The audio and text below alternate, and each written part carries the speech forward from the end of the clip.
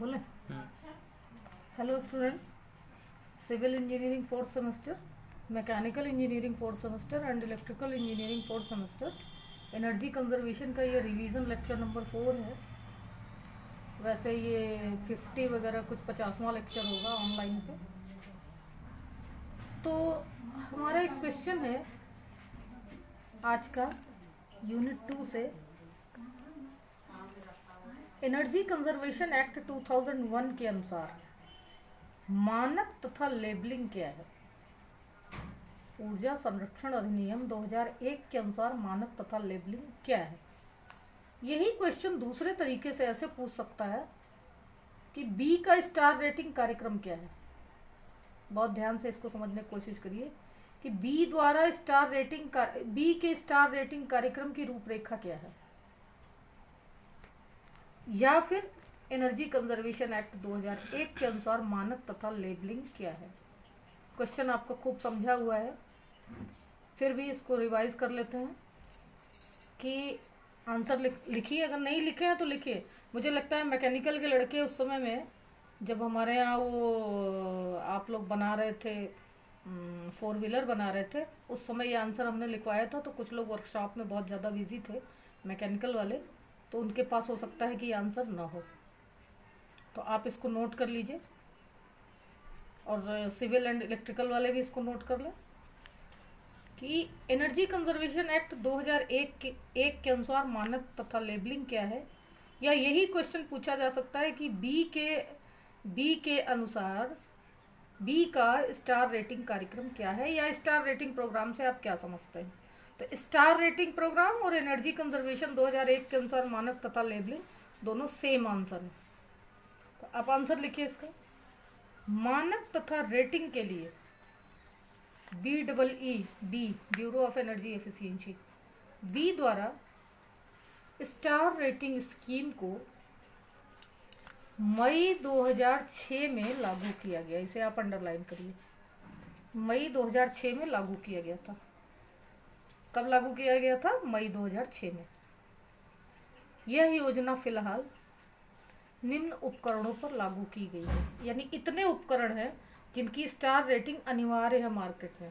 अगर उनकी star rating नहीं है, उस पर नहीं अंकित है, तो उसको कायदे से तो उसे बेचा नहीं जाना चाहिए। अगर बेचते हैं तो उसका कोई कैश मेमो नहीं होता है, और उसका मतलब वो एक तरीके से इलीगल होता है उसका बेचा जाना। फिर भी हम मार्केट से खरीदते हैं उसको। ये बहुत बड़ी विडम्बना है कि यह योजना फिलहाल निम्न उपकरणों पर लागू है। सबसे पहले एसी, एयर कंडीशनर, पंखे, इसमें ceiling fan, table fan, pedestal fan, wall fan, सारे फैन आ गए। पंखे, टीवी, आपका television set, computer, refrigerator.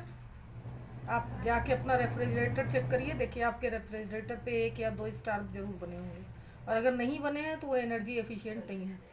Refrigerator, transformer, Motors, washing machine, generator set, water lifting pump, जिसको आप लोग टुल्लू कहते हैं घर में जो यूज़ करते हैं, water lifting pump, water heater, पानी गर्म करने वाला, गीज़र तथा प्रकाश हेतु बल्ब, चाहे वो एलईडी हो और चाहे टंगस्टन बल्ब। इसीलिए बाजार से हट रहा है क्योंकि ये एनर्जी एफिशिएंट नहीं होता है।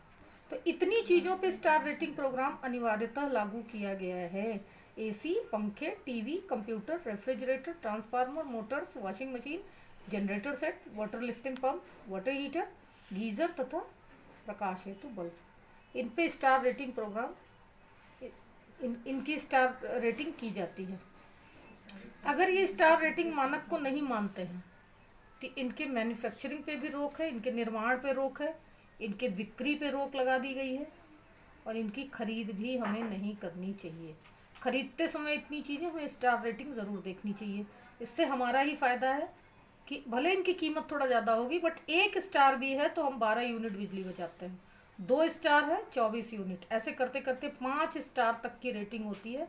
अमूमन मार्केट में 3 स्टार तक के हैं। 3 स्टार तक के ये उपकरण मौजूद है मार्केट में।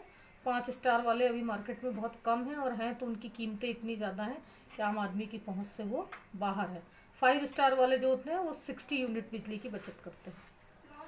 पैरा चेंज करते हैं। अगला है स्टार रेटिंग से तात्पर्य किसी भी उपकरण की ऊर्जा दक्षता से है। बी का B bureau of energy efficiency, B का स्टार रेटिंग प्रोग्राम 5 स्टार का पैरामीटर है। स्टार, ये जो साइन है स्टार, इसको देखिए, 5 स्टार का पैरामीटर है यानी मानक है। 1 स्टार से 12 यूनिट ऊर्जा की बचत होती है। अधिक स्टार मतलब ऊर्जा की अधिक बचत, यानी जितने ही ज्यादा स्टार्स वाले आप लेंगे उतनी ही आपकी ऊर्जा अधिक बचेगी। बी द्वारा स्टार रेटिंग उन उपकरणों को दी जाती है जो घरों में अधिक ऊर्जा की खपत करते हैं, यानी जिन चीज़ों में ऊर्जा ज़्यादा खर्च होती है उसकी स्टार रेटिंग कर दी गई है। जैसे आपका वाटर लिफ्टिंग पंप है, बहुत ज़्यादा बिजली लगती है, गीज़र है, बहुत बिजली लगती है, और रेफ्रिजरेटर है, ये चीज़ें बिजली बहुत खाती हैं। वाटर हीटर हो गया, वॉशिंग मशीन हो गई, तो इनकी स्टार, ट्रांसफार्मर्स, मोटर्स, ये चीज़ें, और टेलीविज़न है, तो पंखे हैं, एसी है, तो इनकी स्टार रेटिंग बी द्वारा की जाती है। जब ये मैन्युफैक्चर होते हैं तो मार्केट में उतारने से पहले इनकी स्टार रेटिंग की जाती है। 1 जनवरी 2018, ये डेटा नोट करिए आप, इसको अंडरलाइन करिए। 1 जनवरी 2018 से भारत में बिकने वाले एसी के लिए, एयर कंडीशनर के लिए यानी एसी के लिए नई स्टार रेटिंग प्रणाली प्रारंभ की गई है। यह कूलिंग के लिए ऊर्जा दक्षता को इंगित करता है। भारतीय ऊर्जा दक्षता अनुपात यानी Indian standard energy efficient ratio ISEER के अनुसार एसी की स्टार रेटिंग 3.1 से कम नहीं होनी चाहिए। ये आप नोट करिए और इसे अंडरलाइन करिए। एसी लेते समय 3.1 से कम स्टार रेटिंग का एसी नहीं खरीदना चाहिए। यदि इससे कम है तो इसके निर्माण तथा बिक्री पर रोक लगा दी गई है, यानी कि अगर इससे कम का कोई एसी बेचता है तो उसके खिलाफ कार्रवाई की जा सकती है। खरीदने वाले से पहले बेचने वाले पे कार्रवाई की जाती है यहाँ पे। और दूसरी बात देखिए, सबसे इम्पोर्टेंट बात क्या है, व्यावसायिक इमारतों में इसके प्रयोग पर सख्ती से रोक लगाई गई है, जैसे होटल्स, हॉस्पिटल्स, शॉपिंग मॉल, कार्यालय इत्यादि। अगर आपने ध्यान दिया होगा तो अभी करीब 5 या 6 साल पहले जितने भी होटल्स थे और जितने भी व्यावसायिक इमारतें थी, उन्होंने अपने एसी का टेंडर निकाला था। उनके यहाँ जो एसी लगे हुए थे, स्प्लिट एसी, वो एनर्जी एफिशिएंट नहीं थे, तो उन्होंने मार्केट में टेंडर निकाला था सभी ने, और उस समय 5-5 हज़ार में स्प्लिट एसी बिके हैं। जैसे यहाँ हमारे इलाहाबाद के जो होटल कान्हा श्याम है, इलाहावर्त है, और इस तरह के जो बड़े ही स्वनाम धन्य जितने भी होटल्स हैं, इंदिरा भवन के एसी थे, कलेक्ट्रेट के एसी थे, जितने भी सरकारी कार्यालयों में भी बिना स्टार रेटिंग के जो एसी थे वो 5-5 हज़ार में, 10-10 हज़ार में ऐसे करके बिके हैं। लोगों ने लूट लिया उसको, बिल्कुल खरीद लिया। ये केवल इलाहाबाद की स्थिति नहीं थी, पूरे देश में जो भी थे, जब स्टार रेटिंग कार्यक्रम लागू किया गया तो उन एसी को तत्काल प्रभाव से हटाने का आदेश दिया गया कि आप इसको हटवाइए। एंड फॉल्स सीलिंग के साथ, माने आप एसी लगवाते हैं व्यावसायिक इमारत में तो फॉल्स सीलिंग होना अनिवार्य है। सिविल वाले फॉल्स सीलिंग का मतलब खूब अच्छी तरह समझते होंगे, इलेक्ट्रिकल एंड मैकेनिकल वाले भी समझ ले फॉल्स सीलिंग क्या होती है।